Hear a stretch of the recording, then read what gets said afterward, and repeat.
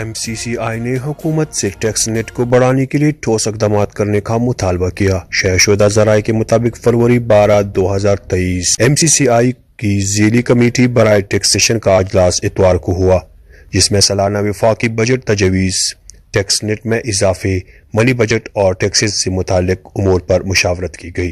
Convener سب committee Sohail طفیل نے اجلاس کی صدارت کی، جس میں Multan chamber of commerce and industry MCCI، میاں رشید اقبال MCCI کے سینئر نائب صدر ندیم احمد شیخ اور دیگر نے شرکت کی۔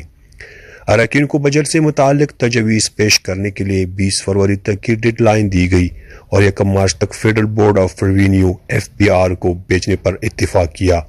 اجلاس سے خطاب کرتے ہوئے سہیل طفیل نے کہا کہ حکومت کو ٹیکس نیٹ بڑھانے کے لیے اقدامات کرنا ہوں گے اور نئے ٹیکس دہندگان کو ٹیکس نیٹ میں لانا چاہیے۔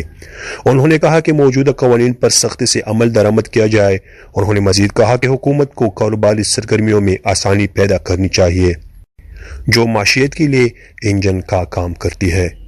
میاں راشد اقبال نے کہا کہ حکومت ملک کے تمام معاشی مسائل کا بوجھ ٹیکس دہندگان پر نہ ڈالے اور ٹیکس دہندگان کی قیمت پر سرکاری افسران کو مفت بجلی، پٹرول اور دیگر سہولیات دینا بند کریں۔ انہوں نے حکومت سے مطالبہ کیا کہ وہ سپر ٹیکس اور حالیہ 170 ارب کی نئے ٹیکسوں پر نظر ثانی کریں۔ ظفر اقبال صدیقی نے کمیٹی کو کمرشل میٹرز میں ٹیکس کے حوالے سے تفصیلی بریفنگ دی۔ انہوں نے بتایا کہ 18,56,000 چھوٹے دکاندار ٹیکس نیٹ سے باہر ہیں اور ان سے ٹیکس نیٹ بڑھانے کا کام شروع کیا جائے گا۔